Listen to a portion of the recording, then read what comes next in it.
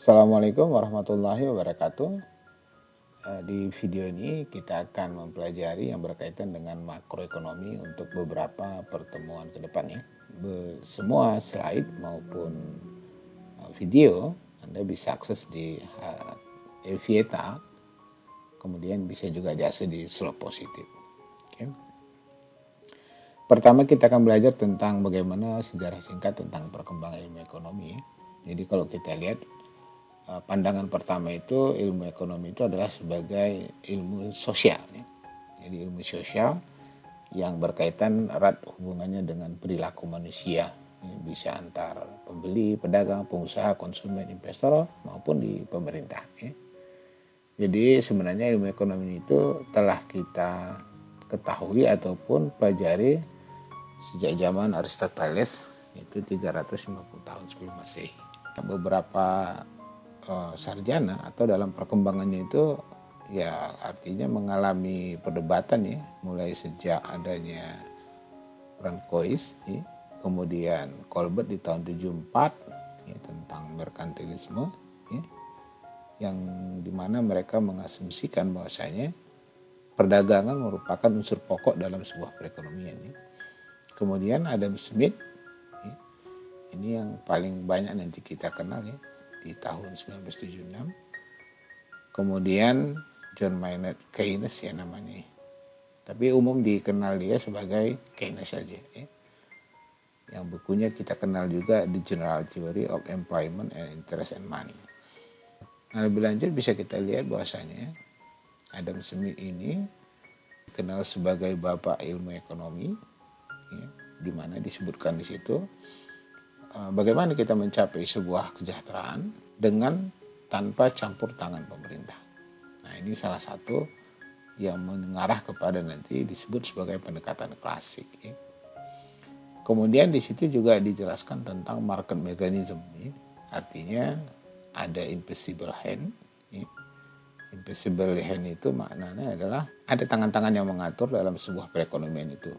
Ya, kalau dulu waktu kita ini disebut juga ada tangan Tuhan gitu ya, karena diatur tanpa sebuah intervensi dari pemerintah gitu ya. Nah, di dalam kelompok invisible hand ini atau market mechanism ini, ya disitulah mulai dasar dari sebuah materi mikroekonomi. Kemudian Keynes berpendapat, ya, perbedaan dengan Adam Smith tadi, perlu campur tangan pemerintah dalam kegiatan perekonomian. Nah, ini merupakan salah satu pemikiran Keynes ini adalah cikal bakalnya makroekonomi tentang baik itu nanti kebijakan fiskal maupun kebijakan dalam moneter. Nah, pada intinya kita bisa tarik sebuah kesimpulan bahwasanya ide dari sebuah invisible hand itu adalah kita diajak berkompetisi antara penjual, antara pedagang gitu ya, yang akan menghasilkan sebuah alternatif kemungkinan terbaik. Kenapa? Karena di situ memang kita tidak ada hambatan masuk pasar atau tidak ada gangguan atau tidak ada intervensi dari pemerintah. Ya, impact-nya adalah akan mendorong semua orang untuk melakukan kualifikasi peningkatan investasi sehingga akan menghasilkan nilai lebih dengan tenaga kerja yang tetap. Ya, jadi memang masih sampai sekarang juga masih perdebatan apakah dalam sebuah perekonomian itu tentang mekanisme pasar itu butuh campur tangan pemerintah atau tidak gitu ya. Nah, tapi tentu saja kalau tanpa campur tangan pemerintah menurut beberapa pendapat akan lama itu kembali keseimbangan gitu. Ya, berbeda halnya kalau misalnya kita butuh cepat tanpa stimulus misalnya, ya kan susah gitu ya. Nah, tapi orang market mechanism tadi memang biarkan aja pasar bekerja sesuai dengan mekanismenya. Ya, karena dia nanti akan suatu saat akan kembali kepada titik keseimbangan. Seperti itu. Kita lihat dasar perbandingan pemikiran mereka antara klasik dan Keynes. Keynes tadi kan ini sebenarnya ya orangnya, nama orangnya tadi ya. Kemudian kalau klasik itu adalah yang kita kenal dengan Adam Smith tadi itu mekanisme pasar gitu ya. Sedangkan Keynes itu lebih kepada campur tangan pemerintah. Jadi kalau di dalam mekanisme pasar, ya tidak perlu campur tangan government ya, dalam suatu ekonomi, Kalaupun ada campur tangan pemerintah hanya sebatas pertahanan keamanan, hukum dan peradilan, dan penyediaan prasarana umum atau fasilitas pelayanan publik. Ya. Kalau Keynesian itu beranggapan pemerintah menjadi salah satu untuk mengatasi penyakit ekonomi. Ya. Contoh seperti pengangguran, ya, penyakit ekonomi itu pertumbuhan ekonomi dan inflasi. Nah ini sebenarnya indikator kunci dalam makroekonomi. Seharusnya ada satu lagi balance of payment, ya. Balance of payment. Nah itu pun bagian dari indikator makroekonomi. Nanti akan kita bahas di materi berikutnya 3-4 variabel. Jadi perbedaan mendasarnya, Keynes memandang pemerintah perlu dalam campur tangan kegiatan ekonomi, sedangkan kalau klasik adalah biarkan mekanisme pasar berjalan sesuai dengan mekanismenya seperti itu. Ya. Kita akan coba lihat sedikit tentang beberapa pendapat dari pengertian ekonomi dari beberapa. Pertama, Paul Samuelson, ya, di sini menganggap bahwasanya definisi ilmu ekonomi itu adalah bagaimana masyarakat memilih choice, ya, untuk menggunakan sumber daya produksi yang langka di antara berbagai alternatif kegunaannya, tentu untuk memproduksi sebuah barang dan jasa, ya, dan mendistribusikannya di antara berbagai kelompok masyarakat. Sedangkan Winnicott ini adalah dia mendefinisikan ilmu ekonomi itu bagaimana mempelajari masyarakat untuk memenuhi kebutuhan hidupnya. Ya, sedangkan Albert Mayers, ya, dia mendefinisikan ilmu ekonomi itu adalah, ya, bagaimana tentang mempelajari kebutuhan manusia dan kepuasan kebutuhan akan tersebut. Kemudian ada lagi George gini, ya, kita lihat dia menjelaskan adalah bagaimana cara memproduksi barang dan jasa yang diinginkan dan kemudian mendistribusikannya di antara anggota masyarakat. Pada intinya ada kata-kata kunci di situ, bahwasanya ada distribusi, ada produksi, gitu ya, ada alokasi. Memang hanya itu, ya, kalau kita lihat secara luas makna dari sebuah ekonomi. Ya. Jadi kalau kita lihat mengacu pada definisi beberapa ahli ini, ya, di situ tentang bagaimana cara, metode untuk memenuhi kebutuhan manusia. Oke, tentu kalau sudah bicara metode, ya proses produksi seperti itu, ya. Kemudian ilmu tentang science of choice atau pilihan alternatif. Kemudian satu lagi yang kata kunci munculnya masalah ekonomi adalah scarcity, ya. Scarcity itu adalah kelangkaan seperti ini. Nah ini pun kata kunci dalam makna dalam sebuah ekonomi. Nah, jadi kalau kita ambil tarik sebuah kesimpulan luas, ya, secara luas, kata kunci dari sebuah ekonomi adalah bagaimana mengalokasikan sumber daya yang kita miliki atau menggunakan sumber daya. Sumber daya itu bisa sumber daya alam, sumber daya manusia. Ya. Kemudian bagaimana kita melakukan memproduksinya dan mendistribusikannya kepada kelompok masyarakat. Dan ketiga tentu dengan kedua cara tersebut untuk mencapai sebuah kata kunci ekonomi yaitu efisiensi. Ya. Efisiensi dalam sistem ekonomi mengambil sebagian besar dari sumber daya yang kita miliki. Jadi kalau kita efisien selalu berproduksi, itu kemungkinan akan meningkatkan profit bagi sebuah perusahaan ataupun di dalam dunia industri. Oke. Kemudian beberapa pengertian dasar kita lihat ada pendekatan ekonomi normatif maupun positif. Ya, mungkin kalau kita analisa dengan pendekatan normatif, sebenarnya lebih kepada welfare economic, ya, yaitu yang memiliki permasalahan berdasarkan pada apa yang seharusnya terjadi, gitu ya. Nah, kalau kita lihat dari konteks normatif. Normatif tadi misalnya kalau kita lihat kepada variabel kuncinya, seharusnya tidak ada kemiskinan di masyarakat. Ini kan kata-kata seharusnya, gitu ya. Kemudian pengangguran seharusnya juga lebih rendah, gitu, dan seterusnya. Itu contoh-contoh kalimat yang cocok dialamatkan untuk analisis normatif. Kemudian analisa positif, bagaimana kita melihat permasalahan itu yang sesungguhnya terjadi dalam sebuah perekonomian. Misalnya tingkat pengangguran di Indonesia tahun 2007 misalnya 10 juta jiwa. Nah, mungkin ini adalah sebuah kalimat pernyataan positif. Kemudian dalam ekonomi juga kita akan mengenal nanti istilah barang dan barang bebas. Ya. Barang ekonomi dan barang bebas. Barang ekonomi yaitu barang yang untuk mendapatkannya memerlukan pengorbanan ya, atau harga ya. Oke, dalam bahasa produksi disebut sebagai cost lah kira-kira gitu ya. Kemudian barang bebas untuk mendapatkannya tidak memerlukan pengorbanan. Nah, itu sebenarnya kalau untuk tidak memerlukan pengorbanan, ya kalau secara umum kita lihat ini biasanya diletakkan pada barang-barang publik ya. Tapi pada intinya barang publik itu ada kan dari pajak juga ya. Jadi sebenarnya secara tidak langsung gitu, tapi kita tidak memerlukan pengorbanan langsung untuk memperoleh sebuah manfaat dari barang-barang publik gitu ya. Kemudian analisis equilibrium parsial dan analisis equilibrium umum. Jadi ini beberapa yang sering nanti kita temukan dalam istilah-istilah ekonomi ini. Jadi kita lihat dulu pengertian dasarnya. Equilibrium parsial yang membahas pasar secara individu dalam pembentukan harga dan jumlah barang jasa. Ini dalam konteks mikroekonomi.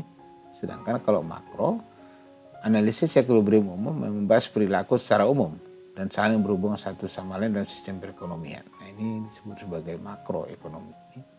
Nah, berikutnya kita lihat bagaimana pembagian bidang ilmu ekonomi ya. Secara umum kita kenal dua, yaitu makro maupun mikro ya.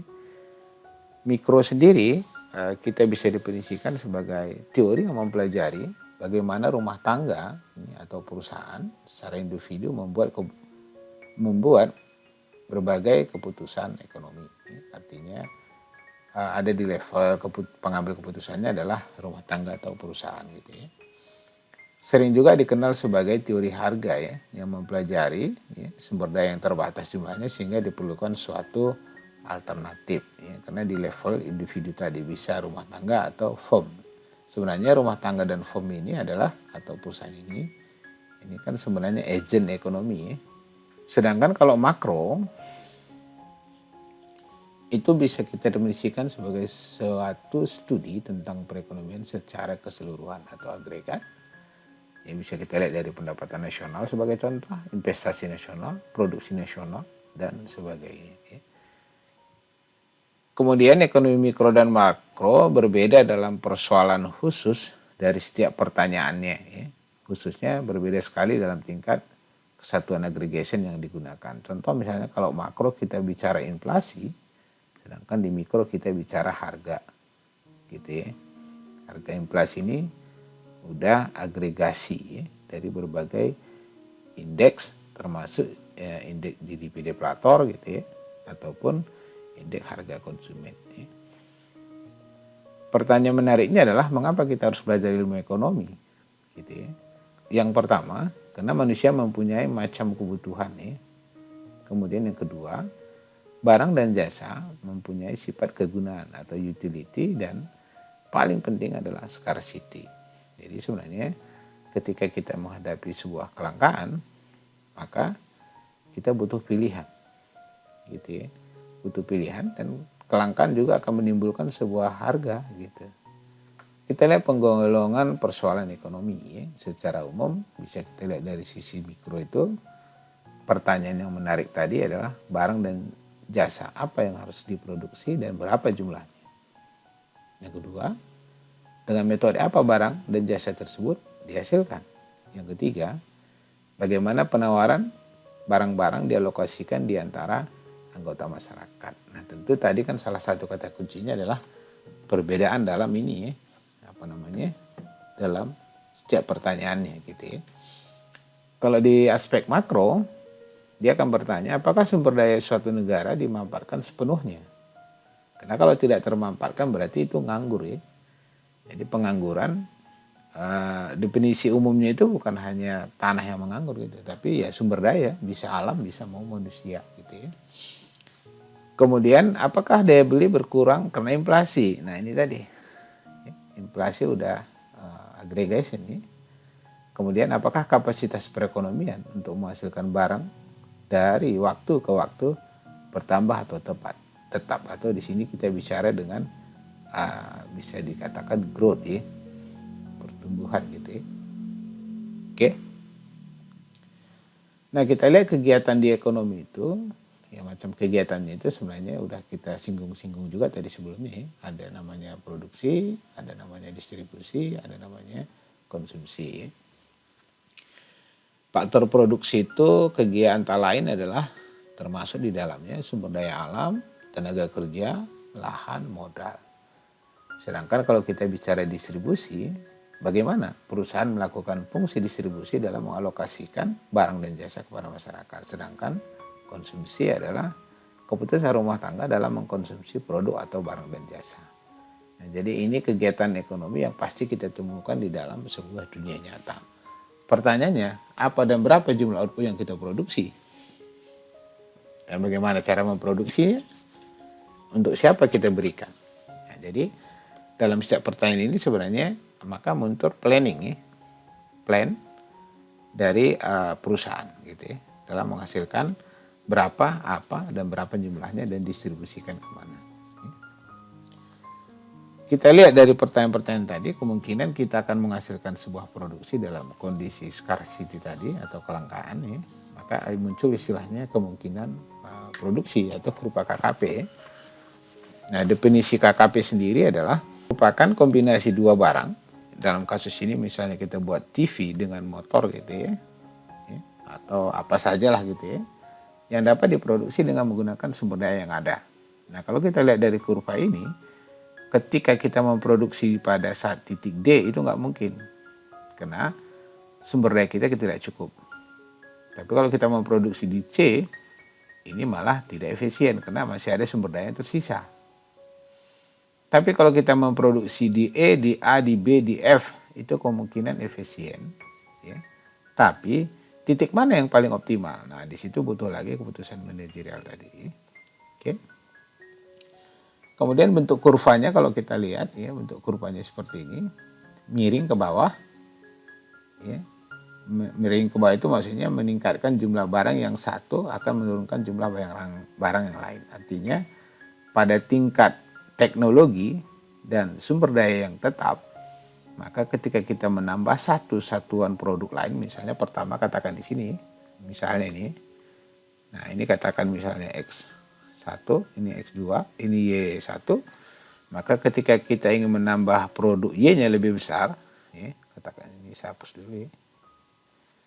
Katakan misalnya saya tambah Y-nya lebih besar ke Y2, maka saya harus bersedia menurunkan menjadi X1 ke X2 pada kondisi dengan sumber daya yang tetap dan tanpa perubahan teknologi.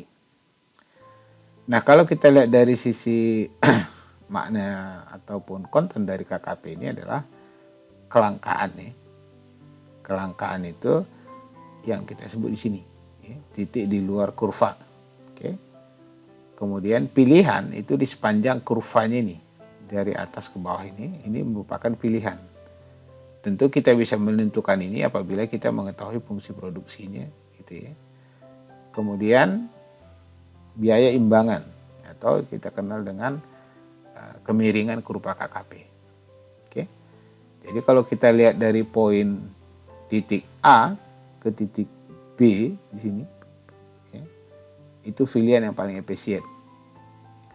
Sedangkan kelangkaan itu ada di D dan gambaran pilihan tidak efisien itu adalah C, dan titik E ke F itu adalah batas kemungkinan produksi. Nah, jadi itu dia secara ringkas apa yang kita kenal dengan kurva kemungkinan produksi. Dalam sebuah perekonomian maka tentu ada agen ekonomi, ya. Hitungan ekonomi sebagai pembuat keputusan. Ya. Dalam hal ini ada 3, yaitu rumah tangga, ya, perusahaan, dan pemerintah. Nah, kalau kita runut dari bawah, ya, maka perusahaan produksi, dari sini perusahaan itu menghasilkan komoditas, komoditas akan dipertukarkan atau dijual ke masyarakat untuk dikonsumsi, nah, kan gitu ya. Nah, tentu saja penjualan ini bisa dikenain pajak oleh pemerintah, yang diambil dari sewa yang ditetapkan oleh perusahaan. Nah, begitu juga rumah tangga di mana kenanya? Rumah tangga juga pemerintah bisa melakukan transfer payment dan pemerintah juga bisa mengenakan pajak kepada rumah tangga, begitu juga ke perusahaan. Nanti kita lihat aliran uang untuk contoh kasus aktivitas dan aliran uang dalam sebuah perekonomian. Nah ini dia, udah memasukkan unsur luar negeri, itu rest of the world gitu ya, ataupun ekspor impor. Ya. Nah alirannya sebenarnya sederhana aja ya, pasar tenaga kerja di sini. Ya. Ini sebenarnya kan rumah tangga menyediakan faktor produksi ya, sebagai tenaga kerja kepada perusahaan. Intinya ya, mereka dari bekerja kan memperoleh upah. Upah ini gitu kan, ya, upah ini itu akan dikenain sejenis pajak yang diperoleh pemerintah dari rumah tangga.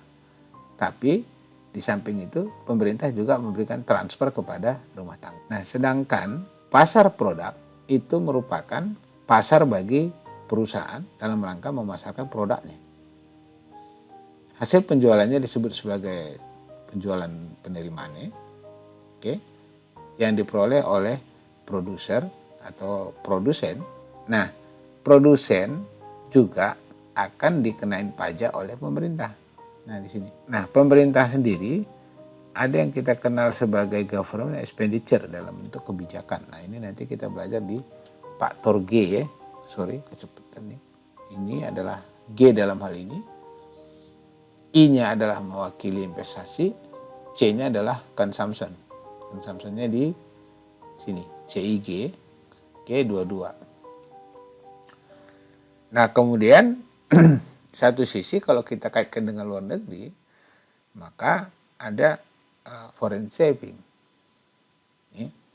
Nah, di sini nanti akan berbicara masalah konteks balance of payment, BOP. BOP itu ada capital inflow, capital outflow, ada juga nanti ekspor, ada impor. Nah, nanti kita lihat net ekspor. Nah, semua adalah salah satu variabel kunci yang mempengaruhi semua variabel ini. Ada suku bunga, I, ada juga selain suku bunga adalah ya misalnya suku bunga luar negeri lah gitu ya. Dalam ini biasanya kita acuan kan the Fed ya.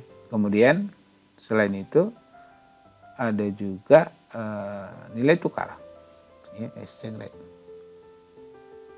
Nah, itu pun akan mempengaruhi nanti ekspor kita maupun impor, tergantung daripada berapa kurs dolar terhadap rupiah. Itu secara singkat dia. Tenaga kerja memperoleh upah dari produsen, produsen mendapat penerimaan dari penjualan, ya, penjualan akan dikenain pajak oleh pemerintah, pemerintah juga mengambil pajak dari upah yang diberikan oleh produsen kepada rumah tangga. Nah, satu sisi pemerintah juga mengalokasikan fungsi distribusi dan dia akan memberikan sebagian dalam bentuk transfer. Oke. Nah, dalam konteks government juga akan melakukan sebuah saving atau government saving. Ada juga pemerintah membuat sejenis seperti pengeluaran pemerintah sebagai stimulus. Kemudian rumah tangga selain dia melakukan konsumsi, dia juga akan melakukan tabungan. Nah, ini saving domestik. Oke. Begitu juga dia juga akan melakukan konsumsi. Jadi semua ini akan digambarkan nanti dalam bentuk agregat demand yang nanti kita akan belajar ya minggu berikutnya. Ada namanya ini, C itu adalah consumption, E itu adalah investasi, G itu adalah government expenditure, X itu adalah ekspor, dan M itu adalah impor. Ini standar simbol di dalam makroekonomi. Berikutnya kita lihat jenis dan sistem ekonomi. Jadi sistem ekonomi itu dari dulu kita udah sedikit tahu teorinya terkait dengan perekonomian tradisional. Ya. Itu bisa dibaca aja ya, ada 4. Perekonomian pasar, kemudian perekonomian perencanaan pusat atau maksudnya terpusat, kemudian perekonomian campuran. Dan itu seimbanglah antara pemerintah dengan masyarakat. Jadi pemerintah campur tangan dalam kegiatan ekonomi serta perseroan diberi kebebasan untuk melakukan kegiatan ekonomi dan menguasai faktor produksi sesuai dengan mekanisme pasar. Kalau tradisional memang kelemahannya di teknologi ya, yang cukup sederhana. Sedangkan kalau kita lihat di perekonomian pasar, ya, perekonomian pasar tadi kan ada pemisah yang jelas antara mana konsumen, mana produsen. dan pasar merupakan faktor utama dalam menentukan kapasitas di kegiatan masyarakat, dan terakhir itu adalah identik dengan perekonomian kapitalis, itu pre-liberalism. Ya. Kalau perencanaan terpusat ya berarti kan sama aja dengan mendekati sistem komando ya, pemerintah sangat dominan. Ya. Dan pemerintah juga melakukan distribusi sumber-sumber ekonomi kepada seluruh masyarakat secara lebih merata. Tentu secara konsep ya ini bagus ya. Artinya kalau pemerintah tidak berbisnis. Kalau pemerintah berbisnis dengan masyarakatnya ya tentu bisa jadi lebih kacau ya. Seperti itu. Oke. Tentu tidak satu sistem ya, akan sangat-sangat berbeda baik impact-nya maupun konsekuensinya gitu ya. Kalau di Indonesia sendiri kalau kita lihat perkembangannya cukup juga berkembang ya dari tahun ke tahun. Mulai dari paham merkantilisme pada abad 16-18, kemudian sistem tanam paksa, sistem ekonomi pintu tertutup, terbuka ya liberal. Ini sebenarnya liberal sama juga udah berlaku juga di masa Orde Baru ya. Kemudian Jepang di sistem sosialis tahun 1942-45. Kemudian masa rezim Orde Lama, ada rezim Orde Baru sampai sekarang. Kita lihat sudah mendekati kepada sistem ekonomi campuran ekonomi Pancasila. Nah nanti mungkin cari tahulah apa itu ekonomi Pancasila ya. Oke, jadi itu tadi sedikit sejarah terkait dengan perkembangan sistem ekonomi di Indonesia. Kemudian kalau kita lihat terakhir ya, apa sih yang menjadi ukuran ekonomi?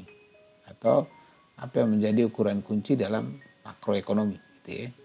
Jadi kita bisa lihat dari 3 parameter. Pertama adalah output nasional, ya ini bisa digambarkan dengan produk domestik bruto.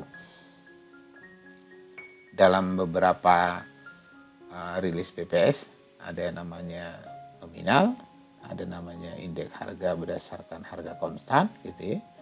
Ada nominal PS real, ada nilai absolut dengan growth, ada juga growth dengan quality atau pemerataan juga. Ada aktual dengan potensial. Kemudian kita lihat juga salah satunya adalah yang paling menjadi parameter juga adalah tingkat pengangguran. Kenapa penting? Karena pengangguran itu menyebabkan tidak tercapainya output maksimum. Artinya kalau menganggur kan bagaimana ada potensial ya, PS aktual.